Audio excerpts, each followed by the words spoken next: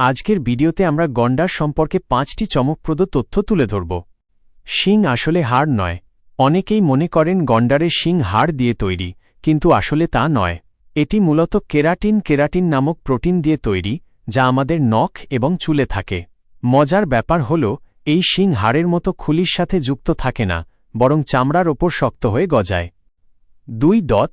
মলের মাধ্যমে যোগাযোগ। গন্ডারেরা একে অপরের সাথে অনেকটা পায়খানা দিয়ে কথা বলে। এদের দেখার ক্ষমতা খুব কম হলেও ঘ্রাণশক্তি অত্যন্ত তীব্র। তারা একটি নির্দিষ্ট জায়গায় মলত্যাগ করে, যেটাকে কমিউনাল টয়লেট বলা হয়। এই মলের গন্ধ শুঁকেই তারা বুঝতে পারে এলাকার অন্য গন্ডারটি পুরুষ না স্ত্রী, সে অসুস্থ নাকি সুস্থ, এমনকি সে প্রজননের জন্য তৈরি কিনা। 3. সংবেদনশীল চামড়া। দেখতে বর্মের মতো শক্ত মনে হলেও গন্ডারের চামড়া আসলে বেশ সংবেদনশীল।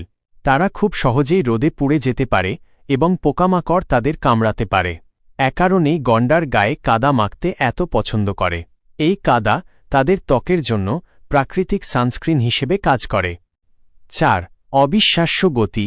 ভারী শরীরের কারণে এদের অলস মনে হতে পারে, কিন্তু গন্ডার আসলে অনেক দ্রুত দৌড়াতে পারে।